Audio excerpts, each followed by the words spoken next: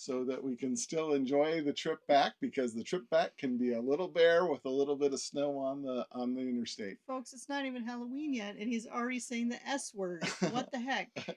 Well, we do live up north, so yeah, snow comes anytime, and usually is here by Halloween too. It's true. It's true. In all likelihood, we will have snow or the hint of snow by the time people are gathering for Worlds in Paris Yeah, in a couple of weeks. likely. So, but hopefully we don't have snow this weekend because I do not want to drive in that already. no. It's just October. Like it's literally just not September anymore. We haven't actually even had a frost yet. That's pretty crazy for this time of year. This is usually by this time we've had one. Yeah, that's But that's weather. That's what you get for living in the hinterlands of the upper Midwest USA. Well, let's not waste too much time. Let's get to the fun stuff. How about we open up some packs? Yeah, that sounds neat. We have acquired for ourselves an entire box of Skybound Odyssey booster packs. But we're going to start off with a pre-release pack because, as you know, the card stories are part of what I'm doing here. So let's open up one pack from one of the pre-release packs that will contain the cards for the card stories. That's how I do it. I open up a pack and make the stories from the pack. So maybe you'll get to see a little bit of what's going on. Just be aware, we're still doing the first card story right now.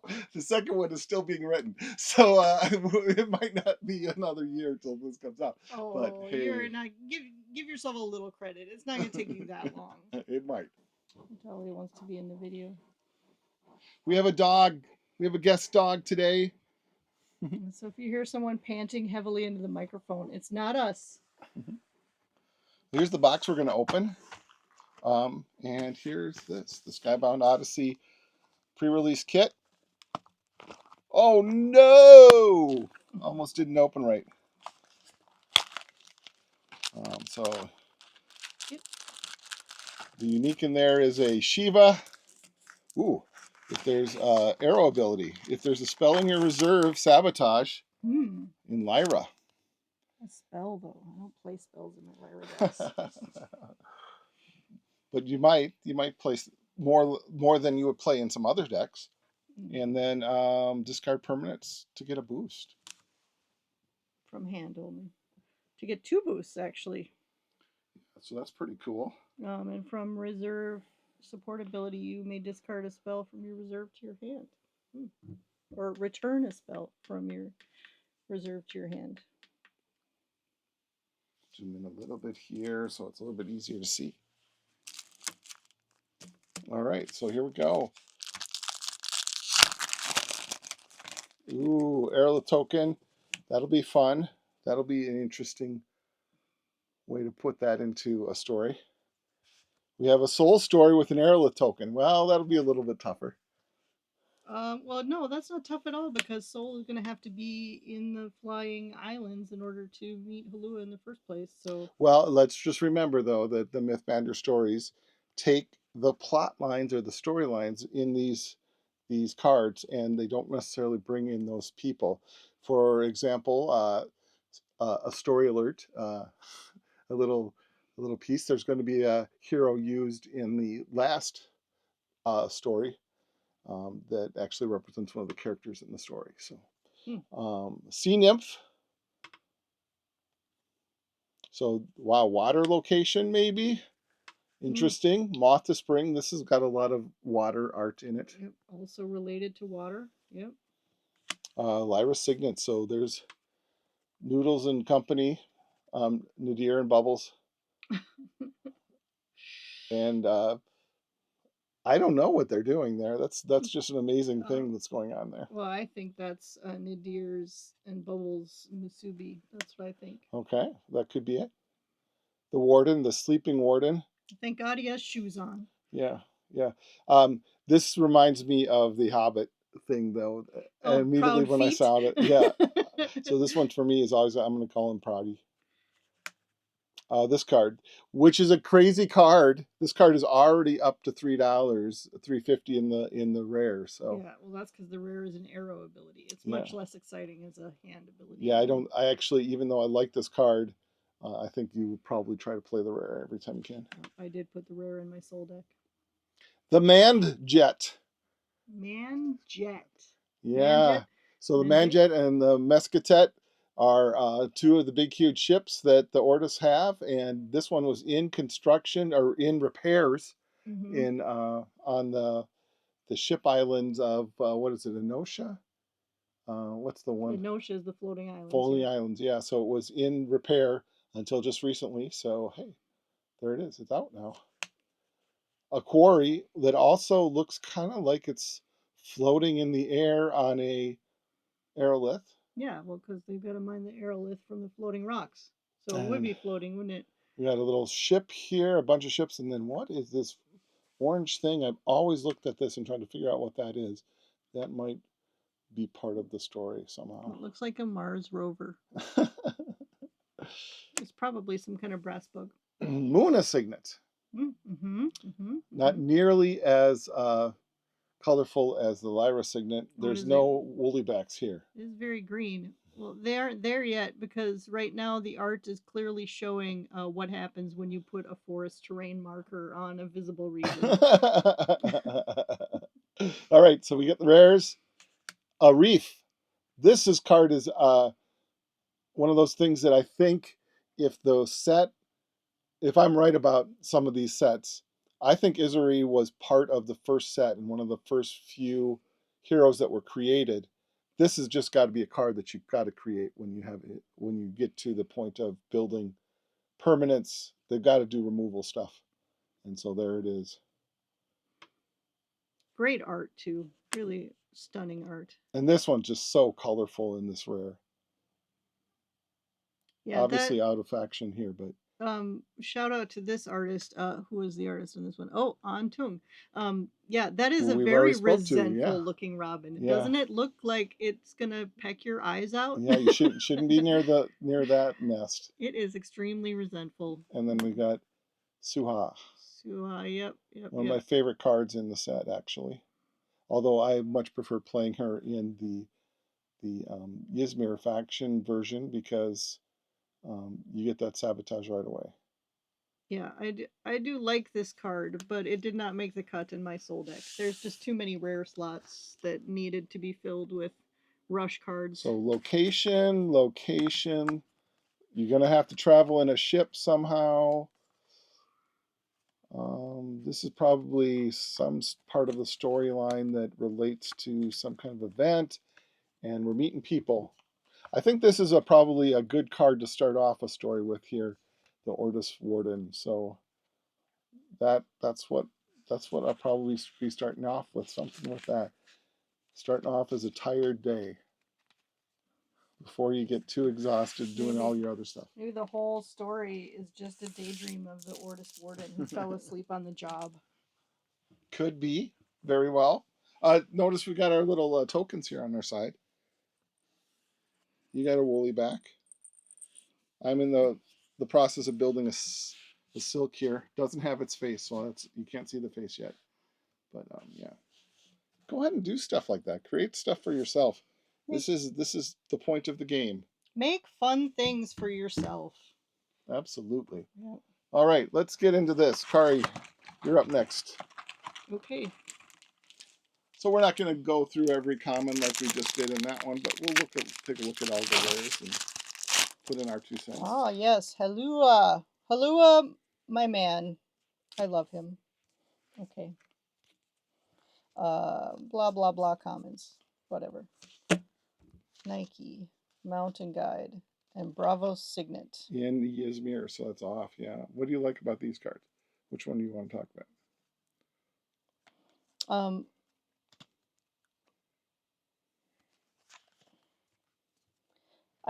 I think I need to talk about Nike. All right, let's do it. I'd like to point out in the art of this card, Nike appears to be. I'd like to zoom in on this. Can I do that? I can't tell if she's being told off by the resentful Robin or if the resentful Robin is showing appreciation to her or if it's telling her about the interlopers who showed up and tried to steal its eggs, or what the deal is. But I feel like this robin is chattering at her very enthusiastically, and she is respectfully listening. And the lore on this one, that right now we just have sentences, so we don't have the full lore. Stay tuned for Chili's and Nick's lore stories. But this is when she spreads her wings, her victory shall resonate for all eternity. So she is eternal, lasting Yep. for eternity. Yeah. Yep. I do like this card. I have not finalized my Muna deck yet, but I'm thinking I might maybe put one of these in. Yeah, I can see that. Yeah. It's too bad it doesn't draw you a card. Yeah, it's really a bummer. But you know, you don't get a lot of that in Muna. So All right, pack number 2. We're gonna need a garbage. Ooh, got the rare foiler, so another Aerolith. There's Kari. Similar cards here. And then we get to Orta Signet. It's a very beautiful card, but it's a very different one for the signets. Because the other signets, each signet is very unique.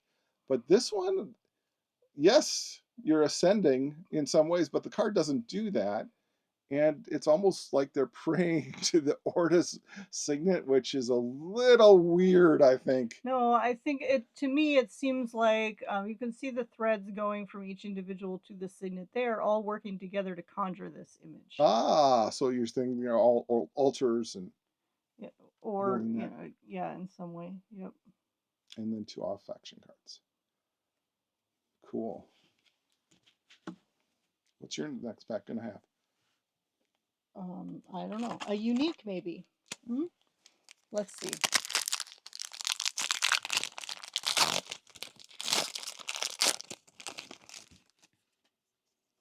Oh, I got a Nadir token. And Zephyr, commons. Jumping from. Ooh, hey, I called it. You heard it, folks. Okay, forget about the rares. Whatever.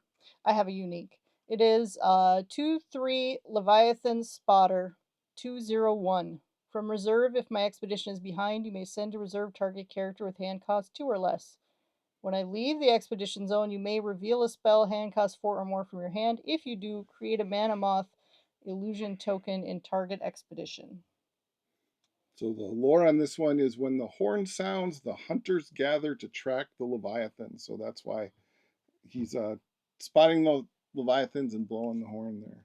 Yeah, his really has escalated his outfit from the rare version. In the common version, in his art, he's got this horn, whatever. In the rare version, he's got bagpipes, right? Yeah. And here, like, his horn is emitting fire. Like that, his music is so hot, it's on fire, literally. Do you notice Halua there in the top right corner? Of course, too? I notice Halua in the top right Yeah, corner. that's I also so noticed awesome. this little dude in the background right here, who kids of the '90s might remember, Lazy Town, that old show that Oh, our kids wow. used to watch. You remember that? Was that 90s? Our kids are older than that, so it would be early 2000s. Oh yeah, it would be, yeah. Is Okay, it early 2000s kids might remember that I forget his name even. That Robbie Rotten, I think, was the bad guy, and then there was the good guy. But anyway, it totally got those vibes to And then me. there's Soul over here in this corner too, I Yep, think. that's Soul. Yep, definitely. And then what's the thing about Soul, huh? Soul Dad or Soul? What are we supposed to call her? Because the story. I would call her Soul. Soul Dad is her name, but Soul is what she calls herself on her hero card, and therefore we call her Soul. Chooses that name. Well, I don't know. I assume that that's what she wants to be called because it's what is printed on the card. Are we just putting everything in one pile? Yeah, just put them all in a pile. We're not sorting anything now. Okay. You guys don't need to watch us sorting. All right, pack number 3. Ooh, this is the expedition card. Nice. Expedition card. It is a very beautiful looking card. It's not nearly as dark as some of the other ones, probably because it's up in the air, up in the sky. This is a Zen and Zephyr deck, or pack. And we got Sugita, Resentful Robin, and then we have Medusa. So I love the Medusa story part of the card, really, because you're discarding a character and then they get that aerolith token, so they basically turn it to stone. You can see the characters turning to stone in the background there. So that is very interesting. I think this is a very interesting card. But when I've had this card in pre-releases, I've managed this card pretty regularly. Yeah, most of the time. Or I might play it from hand for 3, but I don't think I've ever played it from reserve for 5. There's always been other things I'd rather do with my mana. Yeah, it's kind of like the Merlin card or the Dorothy Gale. Dorothy Gale, you play that season 1, but by the time we got to the later ones, it's just not as interesting to play. All right. Next.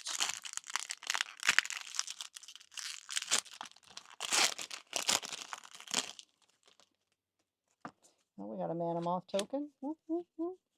Hey, it's my pack. But no unique. Okay. I love this card so much. But I didn't put it in my soul deck. Why not? It doesn't have rush. I just only had so many rare slots, and I want to make sure I had as many rushing cards as possible. So, I didn't make it. It didn't make the cut, but it will be going in my Kari and Puff deck for sure. It's so beautiful. Yeah, I'm not gonna be able to share anything with you because fortunately no I've lost flavor. connection.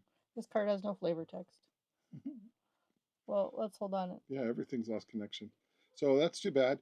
You know that is one disadvantage with the Try again. With the app. Sometimes you just lose your connection when you try to do something else at the same time. Yeah, that's very colorful. What is that in the very background there? That black thing? That might be Sajida. Or is it just There's another just a floating island with trees on it? Yeah, I think so. Yeah, I can't really tell. Even when the shyest become a bit less reserved, even the shyest become a bit less reserved when they hear its song. Beautiful. I mean, the art is just so stunning. Okay. We were talking about that card today in the Luna version, the rare version. Would you play that? I am putting the common into my. The common one? Yeah. Only because currently most of my rare slots are taken up by out of faction cards. Another Aerolith, Nadir. Oh, I like this Well of Tears card. And then we got some rares. So we have the Abandoned Depot. You know, this plays so much better in Axiom than it does in Ysmir. But I do like the sacrifice ability. It does really turn on a bunch of uniques that they just don't have any need to be played before this set comes out. Yeah. Unfortunately, Ma only cares about you sacrificing characters, which is kind of a bummer. Yeah, well, Ma's kind of gonna disappear, I think, here unless there's something that's gonna change it. But I prefer the common version of that in Axiom. That you draw a card on both ends, as opposed to resupplying when you sacrifice. I do like this Warden here, though. Now he doesn't have his shoes on. And he's also like blowing bubbles or something too. Like, yeah, what's he doing? Spit bubbles, I think. He's drooling, and because he's on the aerolith, maybe the drool just floats. I don't know. I don't know what's happening there, but I do wish he had slippers on. So you have no foot fetishes? No, I'm not about the feet. No, feet are gross. Even my own. Sorry. I'm sure there's people out there with beautiful feet, but I don't need to test that theory. Okay, I got another one of those. Soul again. Woo! Ah, yes. Oh, all of these cards. I like the rare version of this in Bravos because you can target anything, whether it's fleeting or not. Yeah. Mm-hmm. But Our flavor text says, "If its fury does not wane, it will soon have a taste of my own." And as players of this game,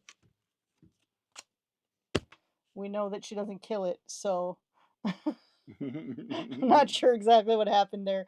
I don't think we've gotten to that point yet, but I'm looking forward to reading it. Yep, absolutely. That will be much further in the story. No, we have not got anywhere near that. Yeah, so far all we know about Soul is that she hates Leviathans because her brother died on a Leviathan hunt. Yep. Also, just be aware that there is another synopsis out there. So if you haven't listened to the story or read the stories for the third act, go out there because the synopsis is very quick and easy to read. Timeline with the story so far, is that what you mean? Yep. Yep. Another one of those adventure passes. It is very helpful. Soul. There's Eris with her dice. The sticky shroom, Bravo Signet, and the monkey. This is another card that I put in my sealed deck for limited in pre-release, and I played it a couple times. But if it was later in the game, I was just binning this one. It was going into mana. I'm not. I appreciate the rare here. Creates the Aerolith token right away with the 2 boosts, so you do get something out of it. But like playing this from reserve was not good. Oh, this is such a situational card from hand because unless you're in a mountain, it's not super great. But I did play it. I put it into mana late game most of the time, but early enough on, I felt like it was worth playing it to get the 4 in mountain if you happen to be in a mountainous zone. Yeah, but Nadir just crushed me with that one because like playing against Nadir and Bubbles, it just you got nothing out of that card. Oh, okay. I love this card in Muna. This is the Axiom version, but So who is Puff? Puff is Kari's companion. So the Woollyback actually has a name. And he is absolutely headbutting some Bravos person with a rocket launcher. I would need to flip through the Bravos cards. I recognize this character as someone from another one of our cards, but I don't remember which one it is. A Bravos character, right? A harpooner, maybe? Bravos harpooner? Yeah, something like that. Wearing red might have been a mistake, so a little Star Trek reference there. Well, I think that's more of a like the Running the Bulls. Well, also, yeah, absolutely. But yep, clearly, Puff was like, "Oh no, you didn't! Leave my friend alone, yo! I'm gonna." Yeah, I do like playing that card too. If an opponent controls 3 or more characters, it costs 2 less. I didn't care. I was still playing that card. Yeah. Happy to play it 4. I'd rather play it for 2, but if I can't, then 4 is okay. Yeah. Yeah. There were a couple of other cards that I felt were slightly better removal in this pre-release, but that was nice. All right, Moyo and a few other cards. Our first Moyo today. It is. What we got in the back? A foiler and another Aerolith. Well, we're getting a lot of those, so we're gonna have enough. So this one, I just wonder about the pronunciation here. I think it's Origamium. Yeah, I would call it the Origamium because it is clearly the atrium where the origami things fly around. Origiam. No. So what I like about this card is you can see in the background the monolith there. So if you've read any of the story or any of the lore about Ortis, you'll know that the origamium, origamium,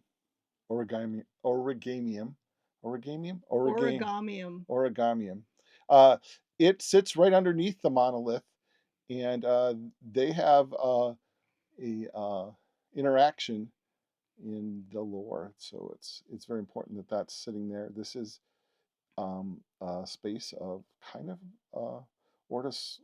I would call it maybe more of a library than anything else, but that's what it is in lore. all of these wonderful bugs here too. Why don't we have bug tokens in this set for Well, those are Hortus? paper heralds, right? I Oh mean, yeah, that's what they one of are. my favorite lore bits that Can't zoom things. in on that. Can you zoom in on that? No, one of my favorite things in the lore that you don't get unless you read the card lore is the paper heralds have different shapes depending on where you want to send them to. So so the paper herald lore is just instructions on how to send a paper herald to someone, right? So you start by putting your message on origami paper and then fold it according to the department where it's going to be sent. So if you want to send it to the sanctum, you fold it in the shape of a crane. If you want to send it to the haven, then you fold it in the shape of a rabbit, and so on. Which I just think that is a fun little tidbit. Okay, cool. That's it. Is it my turn? Yeah. Oh, I thought I just did one. I got confused because No, I was holding a card. Endearing Bubbles. Oh, okay. There we go. Phileas Fog. This is one of those cards that I love for Soul, even though this is the Axiom one. But this is the only card I'm aware of that says you have the option of immediately passing when you play it. I know that there's at least one other card that says everyone has to pass if you meet the conditions, but... And lore's right there on the card. Yep. The chance, which now seems lost, may present itself at the last moment. Jules Verne. Because as we know, of course, Phileas Fogg is going to think he's arrived late and doesn't make it within 80 days, but it turns out he forgot about the international dateline, and actually he's totally on time. Oh, so... spoiler for a story. Oh that's yeah, if you haven't read 150 that years 100-plus-year-old story, I'm so sorry for spoiling it for you. There's a lot that happens before that. It's still worth reading. Another one of the Nadir tokens, or Ascend tokens if you're an Ortus person. Soul there. And we got Lost in the Riptide. Hey, this is just a bunch of characters that are being pulled into something over here, and it kind of reminds me of a character, the character from He-Man that is like the wizard that floats around. Do you remember that character? I remember that character. I have no idea what his name is. No, I don't either. But that's why I said vaguely. But everybody's being pulled into this space here. Um, somebody's casting the spell. I do like this card. There was this version of the card that's a rare and the common one, which I was glad to play both of them. So, yeah. Orko, yeah, without the red, but yes, absolutely. Wonderful little pictures of all kinds of little story tidbits and stuff like that in there. And it says, this is why you're supposed to read the map. So apparently they went off on the map in the wrong direction. Don't read the map and you get pulled into the riptide of the tumult. Whoops.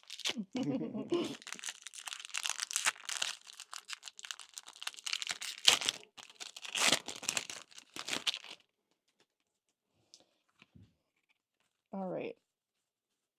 Still no. Oh, I love this one. Okay. Lyra Aerialist. This is a card I enjoy. Why? So it's 0/5/3 for 3, which is great. But if you're later in the game, it's just a 5/5/5, which is fantastic. So, here's this I believe this is the Lyra Cloth Dancer who is elevated since the last set. Absolutely it is. Because read the lore there. Yeah, the lore text just says the cloth dancer's greatest talent is to use every rough spot to adapt to their environment. So there's multiple cloth dancers. I don't know if this is the exact same one from the first set, but I like to think that it is her. And she just got better. So I think that's cool. I love the way that her skirt there, kind of whatever is kind of her skirt. This stuff. Yeah, it kind of turns into like a moth's wings. Yeah, it's sort of fluttering around like wings. I love that. I love this for her. Good for her. Look, you can see another one in the background too, actually. Oh yeah. Just zoom in on that card right there. Yep. That one is in blue. Could be a guy. That one could be a guy. Could be. It could be a non-binary person. Yeah, We don't could know. be. Well, non-binary person doesn't mean they're not a guy. There's the woolly back. Hey, the Dutufe. Dutufu? Dutufu. Look at that. I gotta ask a French person how you say that. Dutufu. No Dutufus. There's another Nike and a Mac Maker's Boon. This one, I look at this card and I assume that it's a character card, but no, this is actually um, Kari here. I think No, I think that's the Lyra map maker. Trim. that's a different picture. This is the map maker who's in the art of the map maker's boon. That's what I'm saying. It's the same person. Same person. Oh, okay. I didn't realize that there was a card, two different cards for it. Yep. And it says in the flavor text, each of us paints their own reality. And the map maker's card says, when the map covers the whole landscape, which one is more real? I don't know. So there, just map makers making the map they want to see. Being the change they wish to see in the world.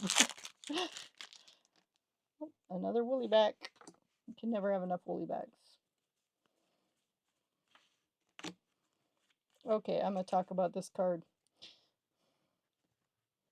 I love this card. This is Magic Slay on a stick. It's great. You get a body. It's a significant body. 5/5/5 for 5. And then if you're moving forward, you have a possibility of moving forward in extra space. That's fun. I like it. I enjoyed playing the Magic Slay in the pre-release for Trial by Frost, but I couldn't make it work in my decks because it was just too expensive and I couldn't afford to take the turn to play it instead of a character. So here we get the effect that I love so much, but we get it with a body. So awesome. I'm looking forward to playing that. In Lyra, I think is what it's from originally. So. Yes, it is, because it's rolling dice. It's the Nevenka card of the deck of the set. Super Lyra-ish sort of effect, yeah. Yeah. The woolly back with the Moyo. And then we've got Melusine. Melusine. Restocking Station and Tane. So I do like this card, even though it is in Muna. Getting the anchored and each animal and adventurer in the rare and adventurer in your reserve gets a boost. So this is a pretty strong ability, I think. 6 for a 5/5/5 with anchored and tough 1. That is just extremely strong. Firmly rooted like a tree, yet like the birds, he embodies nature's strength. So yep. I believe the Bravos out of faction 1 boosts only the adventurers that are in your reserve. And then the common just does animals. I think so, yeah. Yep. But I think that if you're playing this card, you're playing this one. I think 6 cost for these abilities is well beyond. This is unique territory, honestly. Yeah, it is extremely good. I'm excited about that card.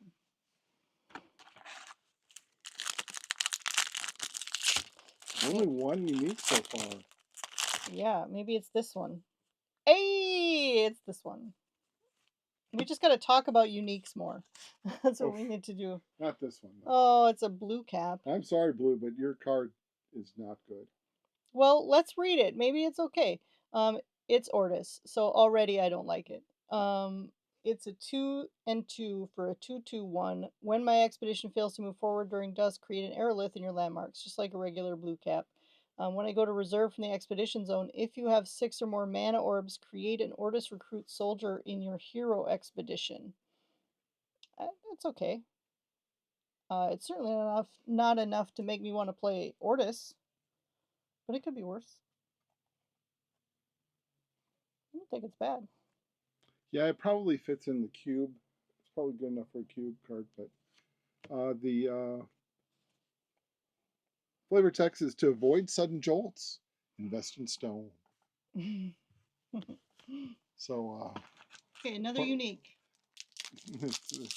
Apparently Ortis likes to invest in monoliths, which you missed out on that one. All right, there's Israel. Well, this is a good card.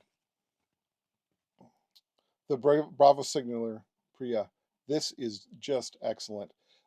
When you play this on your side or you see your opponent play it, it just is strong. And you really are going to advance on most situations with this card. So you're not really losing anything. You get 4 for a 5/5/5 that has tough one. I mean, that's right there. This is like Haven Warrior territory where you're getting bonuses for it too. So this is just very good. Yep, and the common version is also 4 and 4 for a 3/5/5.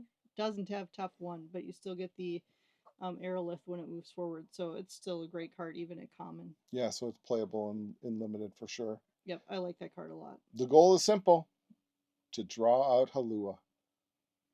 So Soul's getting a signaler out there to try to bring out the big, huge Leviathan. Yep. Getting the attention.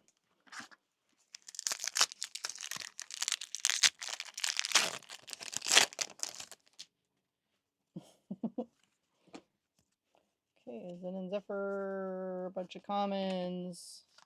Hey, look, there's that map maker we were talking about. So here she is making the map. I don't know how I feel about this card. I like the common. I don't know if the rare from hand ability is strong enough to make it worth playing it. But obviously, you're not going to play this outside of Nadir because you will never meet that hand ability with any other hero. I think you could play this in Iraq with that last ability. I think that the 3 or more single is a end of the game kind of thing, and you don't mind having a 2-drop that's actually going to be a 3/1/3 late in the game, especially if you're looking at an arena situation. Yeah, but in Iraq, you play this as a common. There's no reason to play the rare if you're not playing Nadir because you'll never meet that hand ability. That's it. That's it. That's what the Masubi said. So that must be the truth. Yep, that's God's honest truth. You'll never meet your conditions. Well, I guess if you're okay, take that back. If your opponent is playing Nadir, you might meet those conditions, even if you're not. Kari. Yeah. There's defect.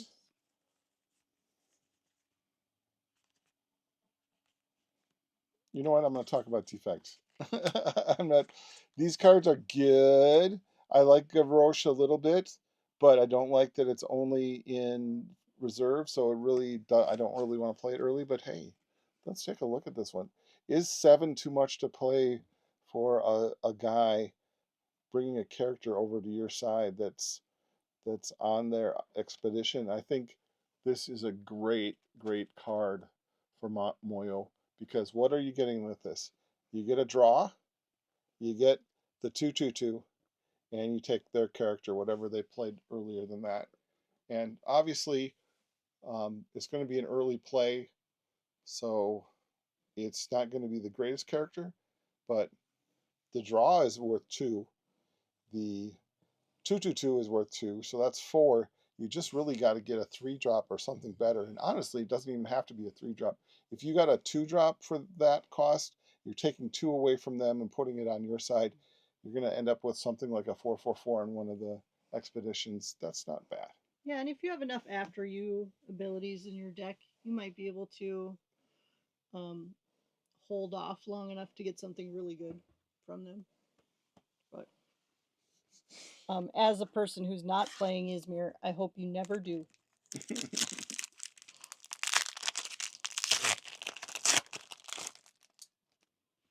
Oh, the hero version.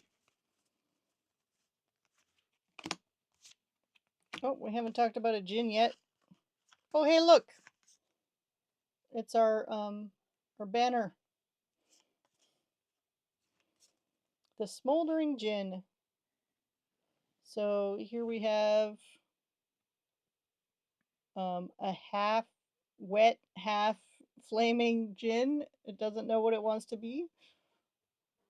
Flavor text just says fire is always smoldering in the idea of the ember. So definitely made out of aeroliths, I would guess. Maybe? I guess that could be wind. It looks like water, but it could be wind. But I assume it's water and that's why it's smoldering. Because Yeah, the water I is would say putting out the fire. that's fair. Yeah. You may rush to put the top card of your deck in the mana zone. I don't mind that, but yeah, I don't know if I want to pay 3 for that on turn 2 or on later. I guess maybe you do. We saw Corgan play a deck with multiple mana sinks from the cube on Tuesday. That was very good. Maybe that card fits in that deck. Yeah. Oh, another one of those. That original art, very cool. That is so beautiful. But you don't see the beam on this art, which I kind of miss not seeing that beam. The beam. The beam. Oh, the blue light. Towards. Yeah. Oh, you're right. Isare. Hey! And another one. So we have an armored bird. This is an early card that we saw. So we've already talked about what it does initially. 3 for a 3/4/3 is good from both sides. It's got the supportability of getting something anchored, so it fits in an anchor deck pretty easily. Unless I'm facing 2 or more characters, I have defender. I am defender. I am defender. Yeah, that's how they say it. Yeah, that is very weird. But that's like the commons, right? Commons say that. Yeah. When I leave the expedition zone, if you have 6 or more mana orbs, draw a card. So that is very good. And honestly, once it gets into your reserve, I think you just go with the anchored ability here on it. It's an average card. It's probably worth $5 to $10 range. It's not an expensive card. It's not a great card, I don't think. I don't know. It draws me a card. That's pretty good. I like that. Yeah, but you'd rather have your repeating anchored cards. No, I like my repeating anchored cards a lot, but they have to go in Tasia because they all require boosts, and I want Tasia to be boosting them for me so that I don't have to spend my spell slots on playing things that put boosts on stuff.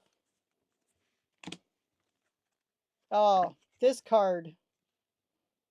I hate this card so much.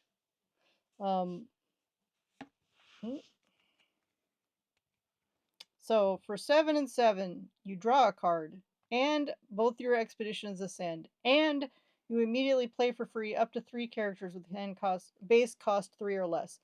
Absolutely disgusting and devastating when this happens to you. When you get to do it, it feels great. Here's the problem with that, though.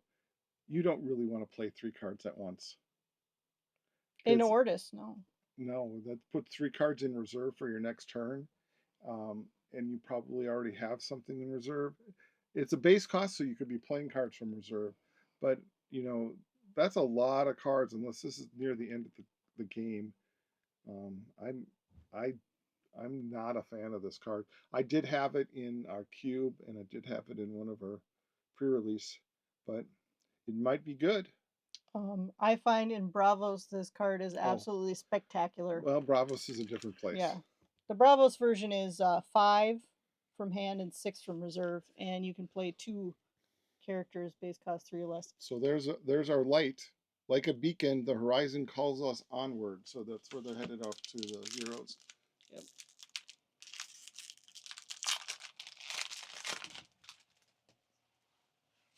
Another Aerolith. Another Kari. So I like these 2 cards. Both of these are nice. But for me, this is the card I will never play. It's such a weird card. It's something I learned when playing it on Arena. They can play it even if they've already passed. I don't know if that's how the rules work. I haven't looked into the rules updates, but Yeah, I tried playing this when my opponent had passed, thinking that they wouldn't be able to play a card, and they sure got to. That sucked. Yeah, yeah, that's just really painful. And what's the Ysmir thing here on the hammer? I guess it is kind of the wooden hammer. Yeah, I don't know. I don't understand why That it is has a strange. Ysmir symbol on it, It is because it's making not. money. It's not in Ysmir, If you never take a risk, you'll never be rewarded. because it's out of faction in Muna too, so it's not even a Ysmir card at any time. Yeah, absolutely. So Yeah, so it's a this weird one. Daiku Daikokuten Daikokuten? Daikokuten is a Asian character who makes money, so I think he gives gifts. gives Right? gifts too. Yeah. Yeah. Cool. Okay. So it does This have the Santa Claus ability. unique. It's a unique. She's calling it. I've been wrong though. I'm wrong. Alas. Look, I can't be right all the time, guys. Okay. Um. Well, we might as well talk about counting sheep. All of the tiny imaginary woolly backs swirling around the head of, I think that's Gavroche sleeping in there. The deepest sleep is woven from the wool of sweet dreams. That's so nice. I love that for Gavroche. He needs some sweet dreams. He did not have a great life, that boy. This card is very interesting to me. I like the idea of it. I'm definitely gonna try it out, but I don't know if it's gonna. There's Zen Zephyr, and we've got a defect, a Farfetch, and an Opera House. I do like the Farfetch. 3 for a 3/3/3. 3/3 for a 3/3/3. Sacrifice a character or permanent and make something switch. This is going to be a late card that possibly you put one of in Linda Way, because it does have that hooked ability. And honestly, you're going to be sacrificing something that's in a zone that you're just not going to win and pushing out a card out of that other zone back into that zone you're not going to win and put this one back in that zone. So get some good chances to advance with it. Yep. It's very promising.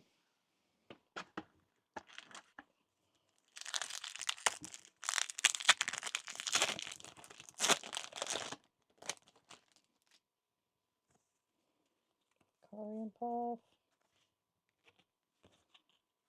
Okay. I love this card in Bravos. I had multiples of this in my sealed deck. It did work. It did some good work for me. The number of resupplies I got off of this thing when playing Soul was fantastic. But also, it gives you just a tiny reward for giving up your turn earlier, which is always a little scary knowing that your opponent is going to have spells to play after you're done. So in addition to giving up your turn, you get an aerolith and you also get an extra boost on something. That's pretty fun. Yeah, I don't know that we know where the dockyard is yet. It does look to be a big, huge location. So it could be a flying city of some sort. There's Halua in the background. So it's part of all this thing.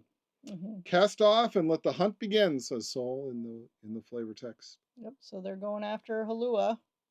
So this might be the first place they start from, I guess. Yep, all those little flying sailboats that we see in the art throughout the set. Yeah, and what is it kind of interesting about the different colors of the cards is that this one does look like it has the blue light, but I think that's just a artistic rendering of something. It's not actually in the common. Mm-hmm. I suppose it could be that it's hovering over something else that's giving off the light. Could be, but it's also up in the top. There's a moth. Another Moyo. And look at that. Ooh, We've got a Medusa. Medusa. A Medusa rare. So normally this is Unique. a unique. Yeah.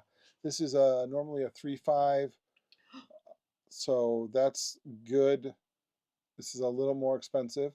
Normally it is a 3/5/5 or a 5/5/5. So this is a 2/2/4.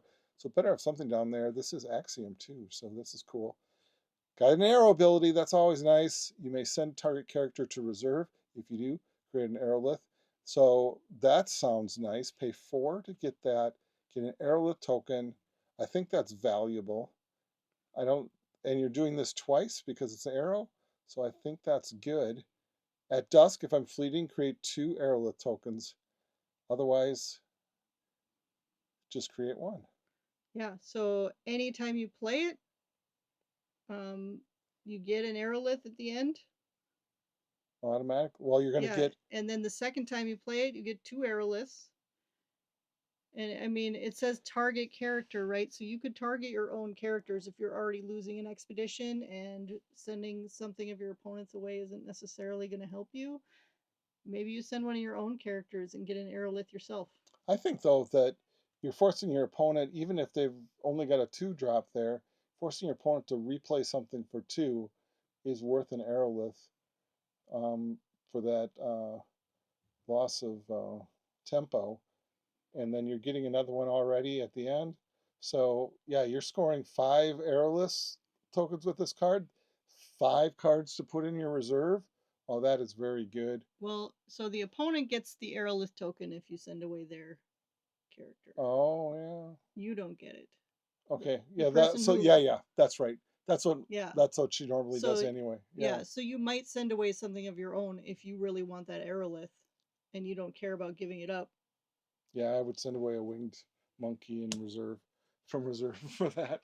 Yeah, like if there's something you have in your expedition that, especially if you have something you can afford to play again after you send it away, you get an aerolith and you play the thing a second time. That could be cool. Well, it's all those things from reserve then that you really want. But maybe that helps build that, so some of those cards can work in there. Yeah, it's got some interesting possibilities.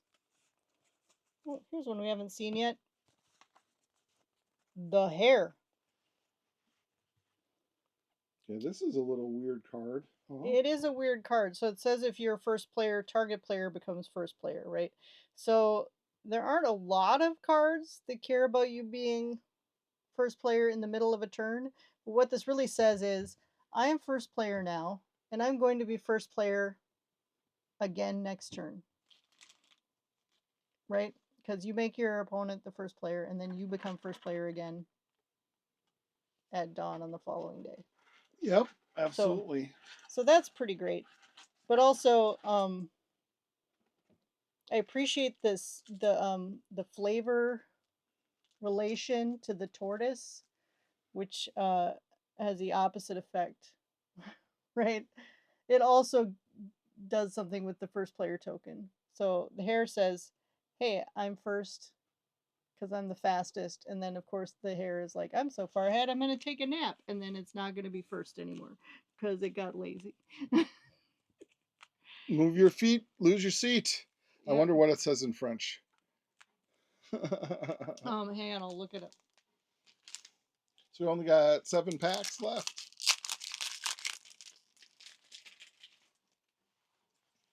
There's Nadir. And another Nadir token. So we got 3 cards here. How about this one, the Moth Collision? It's fleeting 4/4/4. 4/4. If you control illusion, I only cost 2 less. Cost 2 less. So you do have to play this first. So this does not get cheaper after you get your token from Moyo. So you already have to have one out. So you've already had to cast a spell that's 4 or less. And so that would be worth it. This would cost 2, so you're playing 6. Whatever that other ability is, plus you get to discard a card with hand cost 3 or less. That limitation on the cost on the discard ability is problematic, but I think it still is good.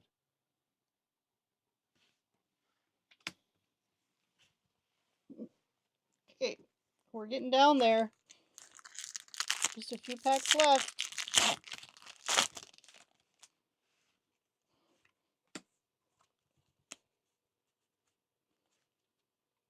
Okay, I don't think we've talked about Shiva yet. You may discard target permanent if you don't. You may discard target permanent. If you don't, I gain 2 boosts. So if you don't discard anything, you get a 3/3/3 for 3. Cool.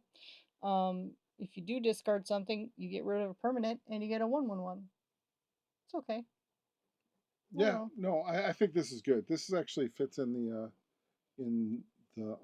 Lindaway deck very nicely. It doesn't look like it initially, but paying 3 to get a 3/3/3 is very good. That has the extra abilities is very nice, and it can be used later in the game. It kind of works like Tooth Fairy, only I like the 3/1 combination rather than the 2/2.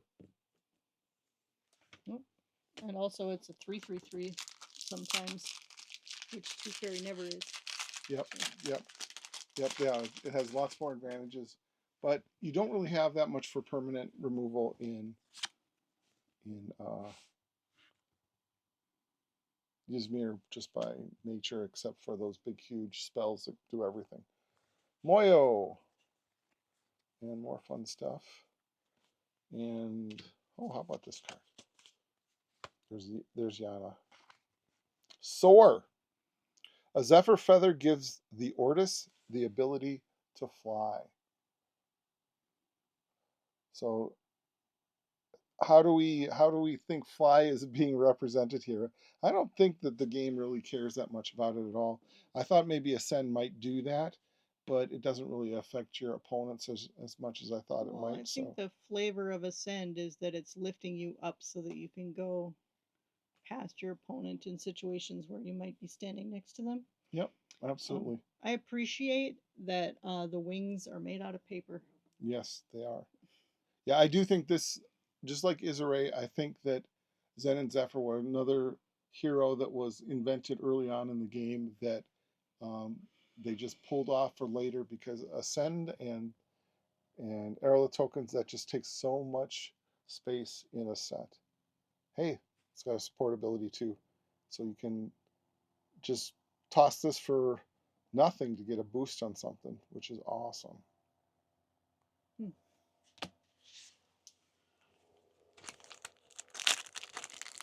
Unique. Come on. Give us a unique.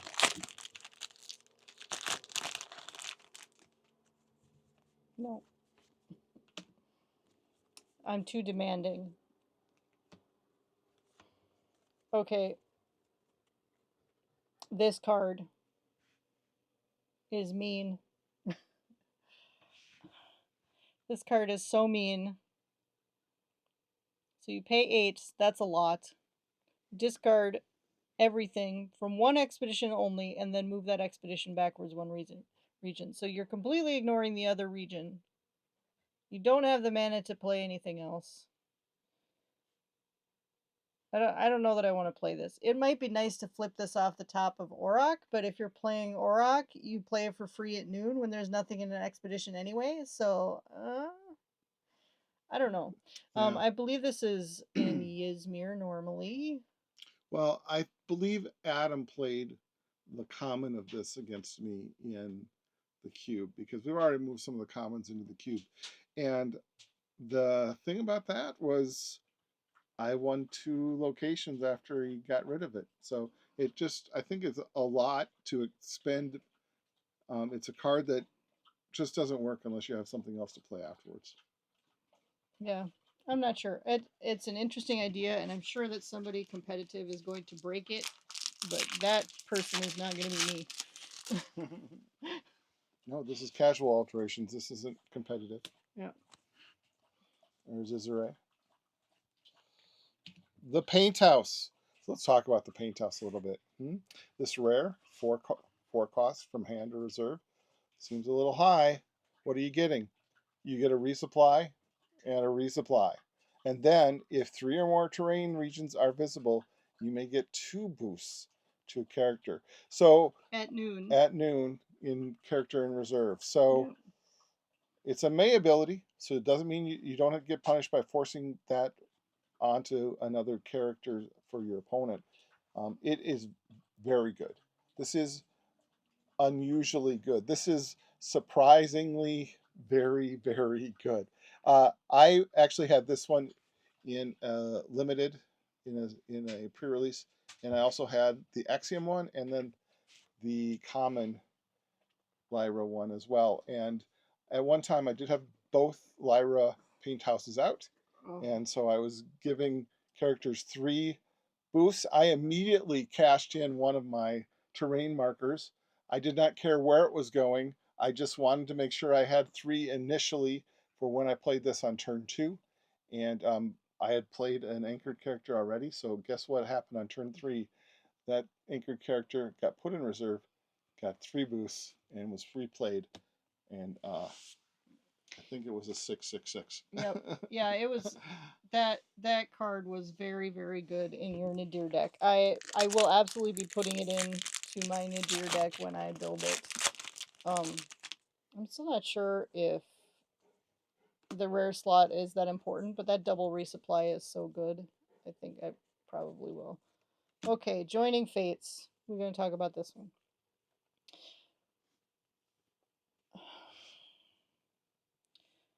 7 and 7. For a fleeting spell, you may immediately play a character for 7 less in your companion expedition. It gains anchored. Dang. So for 7, I'm going to play my biggest spell, which maybe it'll be Eros. And maybe I'll then play another thing for free immediately after that. The only downside to this is that you must put it in your companion expedition. And sometimes that's not where you want it. I'm telling you, you don't want to play this regularly. You got to play this with an anchored character. No, you don't. Yes, you do. It gives it anchored. You don't need to have a character Okay. that's already anchored. Gigantic. You got to play this with a gigantic Oh, character. yes, absolutely. This is Yeah. there are good things to play in this game. You don't joining forces is not good until you've actually played a gigantic character with it. Okay, well, here's the thing. You can play a character for 7.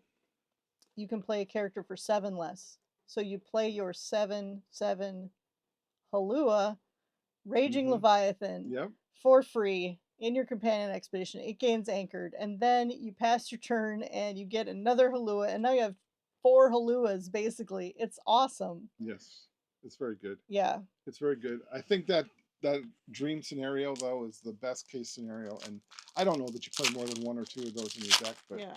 but Sometimes. I don't think you want to do it any other way. Sometimes you're going to draw that spell, and all you have in your hand is a 3-drop, and you'll feel bad about it. Last pack. It's not a unique. Not a unique. But hey, here is the best Axiom card in the set. I think we saw that one already, except the Ysmir version. It is just so good.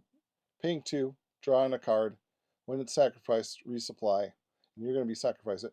Now you could argue with me that the 3-cost one in the common is slightly better because it does the draws a card from when it's sacrificed. But I honestly think you're only going to play that in Sierra. I think that this one is strictly the Israel version of it. Although, who knows? Maybe you have too many things in your rare slot. So I like the common version. the common is still good. Yeah. Excellent. Okay. All right, that's all of them. So that's the end of our podcast for today. So hey, take a look at these wonderful things as we go through our end of closing podcast spiels. Because that's it for this week. Yeah, that's like what we got and stuff. So thanks for joining us on this new adventure we did. This is our first box opening. Let us know if you want us to do more of this type of whatever this was. Or if you've got suggestions for how to make this better, we're absolutely willing to listen to that too. Be sure to find us out there on the internet. Hey, on the webs, you'll find us Casual Alterations, no spaces. Yeah. And of course, take a few moments to rate our humble podcast wherever you found it. Interact with us on Blue Sky or Instagram or YouTube or whatever platform you find us on. Because the external validation makes our hearts warm. All right, it's time for supper. Yeah, our dog has been begging us for the last 20 minutes to get out of our chair. So talk to you guys later. If you're in Winnipeg Saturday, see you then. Otherwise, look for us at the next place. We will be traveling this winter. All right, bye-bye. Bye-bye.